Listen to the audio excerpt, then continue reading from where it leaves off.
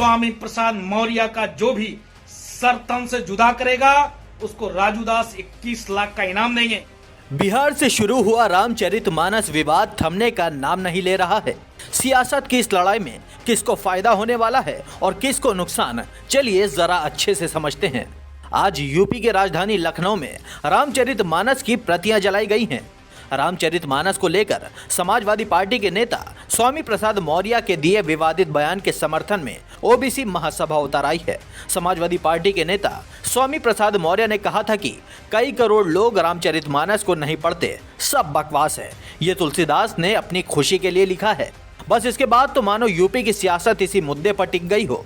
हर रोज आरोप प्रत्यारोप का दौर लगातार जारी है। स्वामी प्रसाद मौर्य कह रहे हैं कि वो अपने बयान के लिए माफी हरगिज नहीं मांगेंगे, जिसके बाद उन पर काफी तनकीद की जा रही है।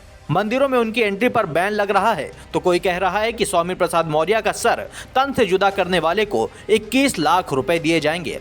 अभी तक तो अखिलेश यादव कह रहे थे कि हम किसी भी धर्म का अपमान नहीं करते, लेकिन स्वामी प्रसाद मौर्य का जो जहरीली बोल, लगातार साधु संतों को आतंकी कहना, अपशब्द कहना, ब्राह्मणों को गाली देना, हमारी जो रामचरितमानस है उसके बारे में उल्टी सीधी टीका टिप्पणी करना और लखनऊ में ओबीसी मोर्चा द्वारा रामचरितमानस की प्रति जो जलाई गई है, यह स्वामी प्रसाद मौर्य का देन है।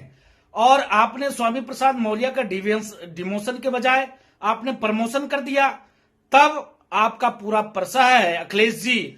और आपने स्वामी प्रसाद मौर्य के ऊपर कार्रवाई नहीं किया, आपने महासचिव बना दिया।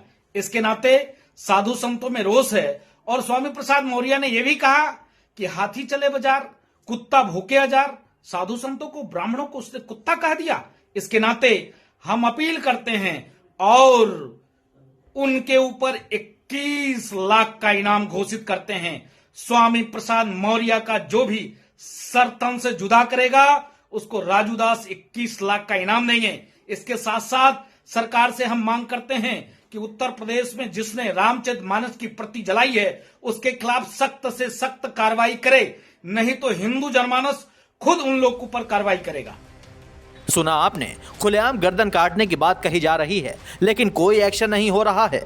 खैर, भाजपा ने स्वामी प्रसाद मौर्य के बहाने अखिलेश का भी बहिष्कार करना शुरू कर दिया है। कल जिस तरह से एबीवीपी और बाकी हिंदू संगठनों ने अखिलेश यादव के मंदिर जाने का विरोध किया है, उसने अखिलेश यादव की आंखें खोल दी हैं। जी हां, अखिलेश यादव अभी तक ये तो जानते थे कि वो बैकवर्ड हैं और ये बात वो हमेशा कहते भी आए हैं, लेकिन कल मंदिर जाने से विरोध के बाद उन्हें ये भी समझ आ गया है कि वो बैकवर्ड के साथ साथ शूद्र भी हैं। बहरहाल, स्वामी प्रसाद मौर्य के बयान से जितना नुकसान समाजवादी पार्टी और अखिलेश यादव को हो रहा है, उससे कहीं ज्यादा नुकसान अखिलेश यादव का विरोध करके भाजपा को होगा। चलिए अब बताते हैं क्यों। आपको पता होगा कि रामचरितमानस की जिस चौपाई को लेकर विवाद हो रहा है उसमें दलित और बाकी पिछड़ों के बारे में ही जिक्र दिखाई देता है। ये वो लोग हैं जो कभी बहुजन समाजवादी पार्टी की सुप्रीमो मायावती का कोर वोट बैंक हुआ करते थे, लेकिन भारतीय जनता पार्टी के बहकावे में आकर ये सभी भाजपा के कोर वोट बैंक बन गए। और आज अगर भाजपा सत्ता में बनी हुई है तो इसमें इन्हीं दलितों और पिछड़ों का सबसे ज्यादा योगदान है। लेकिन जब से ये रामचरितमानस की चौपाई का विवाद उछला है, इन्हीं दलित और पिछड़ों को धीरे धीरे समझ आ रहा है कि भाजपा सीधे तौर पर उन्हें धोखा देने का काम कर रही है।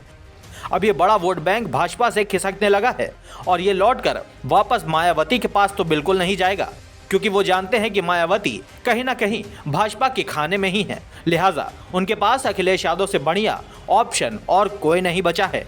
कुल मिलाकर कहने का मतलब सिर्फ इतना सा है कि भाजपा समझ रही थी कि रामचरितमानस के बहाने वो अखिलेश यादव की ताकत को कम कर देगी, लेकिन वो अपने ही दांव में फंस चुकी है। रामचरितमानस विवाद ने अखिलेश यादव को वो ताकत दे दी है जिसके साए में आकर भाजपा पूरी तरह धूमिल हो सकती है और इसका प्रमाण 2024 में देखने को भी मिल सकता है। खैर, अखिलेश यादव अब इस मौके का कितना फायदा उठा सकते हैं, ये भी देखना बेहद दिलचस्प होने वाला है। डेस्क रिपोर्ट, दी भारत टीवी।